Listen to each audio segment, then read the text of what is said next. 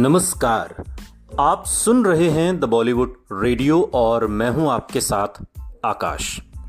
दोस्तों, आज के इस पॉडकास्ट में बात होगी राजेश खन्ना, अनिल कपूर बोनी कपूर के पिता सुरिंदर कपूर और फिल्म शहजादा की। एक ऐसी फिल्म और एक ऐसी ट्यूनिंग कहें जो राजेश खन्ना और सुरिंदर कपूर के बीच थी, या फिर जो राजेश खन्ना की दरियादिली है उसकी भी एक झलक इस फिल्म में, इस फिल्म की शूटिंग में और इस फिल्म के बनने की कहानी है। और आज हम उसी दिलदार अभिनेता राजेश खन्ना और एक दरिया दिल प्रोड्यूसर डायरेक्टर सुरिंदर कपूर का किस्सा आपके सामने लेकर आए हैं। बोनी कपूर अपने पिता सुरिंदर कपूर के बारे में बताते हुए कहते हैं कि वो बड़े सेल्फ मेड आदमी थे। वो एक बड़े प्रोड्यूसर बाद में थे, बहुत बड़े इंसान पहले थे।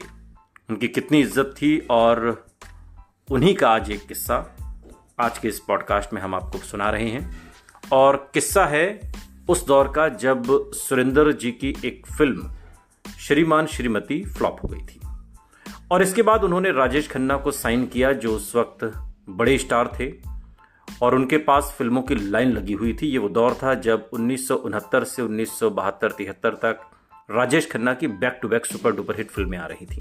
अब आप सोचिए, उस बिजी दौर में ये फिल्म श्रीमान श्रीमती जो फ्लॉप हो गई और उसके बाद शहजादा लेकर बोनी कपूर, अनिल कपूर के पिता सुरिंदर कपूर आते हैं और राजेश खन्ना मान भी जाते हैं। बड़ा दिलचस्प किस्सा है। अब चूंकि बड़े स्टार थे उस वक्त राजेश खन्ना और उनके पास फिल्मों की लाइन लगी हुई थी, उसी वक्त प्रोड्यूसर काउंसिल ने एक सीलिंग लगा दी थी कि कोई भी हीरो एक बार में 6 फिल्मों से ज्यादा नहीं कर सकता। और इस पर राजेश खन्ना के सेक्रेटरी गुरनाम ने सुरिंदर कपूर जी की ये फिल्म कैंसिल कर दी, जो राजेश खन्ना को लेकर वो बनाने की ख्वाहिश पाले हुए थे। अब इससे सुरिंदर जी टेंशन में आ गए। उन्होंने इसको लेकर किसी तरीके से राजेश खन्ना से कांटेक्ट कर लिया। राजेश खन्ना ने गुरनाम से पूछा कि भाई, तुमने ये फिल्म क्यों कट कर दी? इस पर गुरनाम ने कहा कि इनकी श्रीमान श्रीमती बहुत बुरी तरह फ्लॉप हुई थी और इन पर पैसों से संबंधित 20-25 केस भी चल रहे हैं, तो ये अगली फिल्म आखिर कैसे बना पाएंगे? राजेश खन्ना ने कहा कि वो तुम्हारा काम नहीं है, मुझे लॉन्ग जॉन पर पूरा भरोसा है, वो बना लेंगे। और दरअसल शम्मी कपूर सुरिंदर कपूर के खास दोस्तों में थे और वो सुरिंदर जी को लॉन्ग जॉन बुलाते थे, इसलिए राजेश खन्ना ने भी उनके लिए लॉन्ग जॉन नाम का ही इस्तेमाल किया।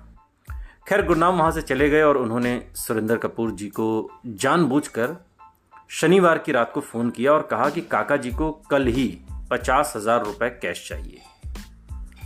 और इतना सुनकर सुरिंदर कपूर जी की नींद उड़ गई। अब उस जमाने में 50,000 रुपए बड़ी रकम थी। खैर, अगली सुबह उठकर उन्होंने अपने बेटे बोनी से कहा कि गाड़ी निकालो। बोनी साहब ने एक इंटरव्यू में बताया कि मैं गाड़ी ड्राइव कर रहा था और डैड बहुत टेंशन में थे। उन्होंने रास्ते भर मुझसे बात नहीं की। उनके जो फाइनेंसर थे वो सीधे उनके घर गए और मुझसे बोले कि तू बाहर बैठ, मैं आता हूं। वो फाइनेंसर डैड की बड़ी इज्जत करता था। अंदर जाकर उन्होंने बताया कि आज मुझे राजेश खन्ना को 50,000 रुपए कैश देने हैं। फाइनेंसर ने कहा कि सुरिंदर जी कमाल करते हैं, आपके लिए कभी क्या ना कहा है हमने? फिर फाइनेंसर ने अपनी वाइफ से कहा और वाइफ ने 50,000 रुपए लाकर डैड को दे दिए। बोनी साहब इंटरव्यू में बताते हैं। बोनी साहब आगे इस इंटरव्यू में जिक्र करते हैं कि डैड गए तो बहुत टेंशन में थे और जब लौट रहे थे तो बहुत एक्साइटेड थे। उनकी पूरी चाल बदली हुई थी। वो आए और आकर बोले कि चल अब राजेश खन्ना के बंगले में, और हम सीधे राजेश खन्ना के बंगले में आ गए। वहां पर भी उन्होंने कहा कि तू यहां रुक, मैं आता हूं। मैं वहीं बाहर बैठा रहा और राजेश खन्ना को रुपए देने के लिए डैड अंदर चले गए। जब डैड ने राजेश खन्ना को रुपए दिए तो उन्होंने चौंक कर पूछा, लॉन्ग जॉन, ये 50,000 कैसे? तो डैड बोले कि रात को मुझे गुरनाम का फोन आया था कि आपने 50,000 रुपए कैश मांगे हैं, तो मैं लेकर आ गया। बोनी कपूर इस इंटरव्यू में बताते हैं कि राजेश खन्ना ने जैसे ही ये सुना उन्होंने तुरंत गुरनाम को फोन करके आने को कहा। बोनी कपूर बताते हैं कि मैं बैठा हुआ था और बाहर एक फिएट कार आकर रुकी और उसमें से तेजी से उतरकर गुरनाम अंदर गए। राजेश खन्ना जी ने उनसे पूछा कि तुमने ये 50,000 रुपए किसके कहने पर मांगे और क्यों मांगे। गुरनाम ने कहा कि मैं तो इनका बस टेस्ट करना चाहता था कि अगर ये संडे के दिन भी 50,000 रुपए लेकर आ गए तो मैं समझ जाऊंगा कि ये फिल्म बना सकते हैं। इस पर राजेश खन्ना गुरनाम से बहुत नाराज हुए और कहा कि तुमने लॉन्ग जॉन का टेस्ट लेने की हिम्मत कैसे की? जब मैंने बोल दिया था कि मैं फिल्म कर रहा हूं तो तुमने टेस्ट कैसे ले लिया? और इसके बाद राजेश खन्ना जी ने सुरेंद्र कपूर जी को 50,000 रुपए लौटाते हुए कहा कि मैं आपकी पिक्चर कर रहा हूं, भले ही मैं किसी दूसरे की पिक्चर कट कर दूंगा लेकिन आपकी जरूर करूंगा। और कुछ ही दिनों में पिक्चर शुरू हो गई। जब शूटिंग चलती रही, सुरेंद्र जी राजेश खन्ना से बोलते रहे कि अपने पैसे ले लीजिए, और राजेश खन्ना बोलते कि भाई पैसे लॉन्ग जॉन कहाँ भागे जा रहे हैं, जब जरूरत होगी तो ले लूंगा। खैर पूरी पिक्चर खत्म हो गई पर राजेश खन्ना ने सुरेंद्र कपूर से पैसे नहीं लिए। फिल्म का आखिरी दिन भी आ गया, डबिंग भी खत्म हो गई और उसके बाद काका जी ने सुरेंद्र कपूर को मुबारकबाद देते हुए कहा कि आप एक की पिक्चर खत्म हो गई, मेरा सारा काम भी खत्म हो गया। सुरेंद्र कपूर जी फिर बोले कि आप अपने पैसे तो ले लीजिए काका जी। इस पर राजेश खन्ना ने कहा कि घर चलकर बात करते हैं। अब सुरेंद्र कपूर जी राजेश खन्ना के घर आ गए। अब अंदर तो सुरेंद्र कपूर को बहुत टेंशन हो रही थी क्योंकि राजेश खन्ना तब तक सुपरस्टार हो चुके थे। शक्ति सामंता जिन्होंने राजेश खन्ना को सुपरस्टार बनाया था, उन्हीं के साथ उन्होंने अमर प्रेम शुरू की थी और इसके लिए राजेश खन्ना ने तब 10 लाख रुपए लिए थे। ये उन्हीं दिनों की बात है जब शहजादा बन रही थी। सुरेंद्र कपूर ये सोचकर नर्वस हो रहे थे कि अगर राजेश खन्ना ने मुझसे 10 लाख रुपए मांग लिए तो मैं क्या करूंगा। सुरेंद्र कपूर ने फिर से पूछा कि आप अपना प्राइस बता दीजिए काका जी। इस पर राजेश खन्ना ने पूछा कि भाई लॉन्ग जॉन आप ही बताओ, मेरा प्राइस क्या होना चाहिए। सुरेंद्र कपूर ने कहा कि मैं कैसे बताऊं, आप बताओ कि मैं आपको कितने पैसे दे दूं। राजेश खन्ना बोले कि देखो लॉन्ग जॉन, आपकी डबिंग भी खत्म हो गई, मेरा काम भी खत्म हो गया, अब आप जो प्राइस बोलोगे वो मुझे लेना पड़ेगा। सुरेंद्र कपूर ने कहा कि नहीं, मैं इसका कोई फायदा नहीं उठाऊंगा, आप जो प्राइस बोलेंगे वो मैं आपको दूंगा। काका जी ने कहा कि अच्छा एक बात बताओ, जब आपने बजट बनाया होगा तो उसमें मेरा कोई प्राइस तो आपने लिखा होगा।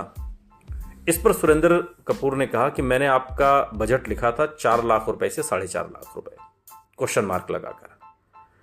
राजेश खन्ना ने कुछ पल के लिए सोचा और बोले ठीक है लॉन्ग जॉन, आपके लिए मेरा प्राइस 4 लाख रुपए।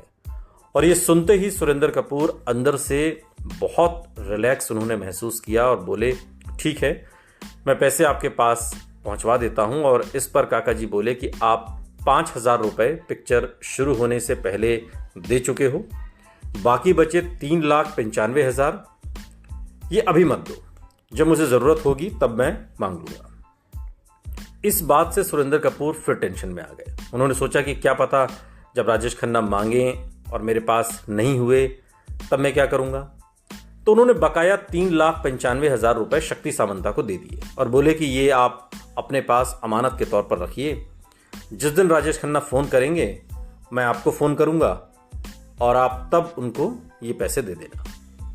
तो ऐसे होते हैं नेक की दिल वाले बड़े लोग। राजेश खन्ना ने अपना बड़प्पन दिखाया और सुरेंद्र कपूर ने भी अपनी ईमानदारी रखी। और इसी बात पर ज़हीर देहलवी का एक शेर भी है कि खैर से रहता है रोशन नामे नेक, हश्र तक जलता है नेकी का चिराग। राजेश खन्ना ने सुरेंद्र कपूर जी से 3 साल तक पैसे नहीं मांगे और फिर राजेश खन्ना के सीए रोशनलाल मल्होत्रा का एक रोज फोन आया कि कुछ इनकम टैक्स का क्लेम है और इसके लिए 3 लाख रुपए, 3,95,000 रुपए चाहिए जो बकाया थे। इस पर सुरेंद्र जी ने कहा कि वो तो 3 साल से शक्ति सामंता के पास पड़े हैं और फिर वो पेमेंट राजेश खन्ना को हो गई। और वो फिल्म जो सुरेंद्र जी ने राजेश खन्ना के साथ बनाई थी उसका नाम था शहजादा। और इसी फिल्म का एक गीत है, अपना ख्याल रखिए और खुश रहिए, ठोकर में है मेरी सारा ज़माना, बहारों से पूछो मेरी कहानी। दरअसल शहजादा साल 1972 की एक फिल्म जो सुरेंद्र कपूर द्वारा निर्मित और के शंकर द्वारा निर्देशित थी, जो ब्रिटिश राज के दौरान का सेट है। और फिल्म में राजेश खन्ना और राखी मुख्य जोड़ी के तौर पर हैं और सहायक कलाकारों में वीना पंडारी बाई, करण दावान शामिल हैं। संगीत R.D. बर्मन का है और ये फिल्म दरअसल तमिल फिल्म इधु साथियम जो कि साल 1963 में आई थी उसका हिंदी रीमेक थी। और बाद के दिनों में सुरेंद्र कपूर ने एक इंटरव्यू दिया तो उसमें कहा कि शहजादा में शीर्षक भूमिका निभाने वाले राजेश खन्ना वास्तव में एक राजसी स्वभाव के थे। उन्होंने कीमत पर चर्चा किए बिना मेरे लिए शूटिंग शुरू कर दी थी और उन्होंने कहा कि फिल्म बनने के बाद हम इस पर समझौता कर सकते हैं।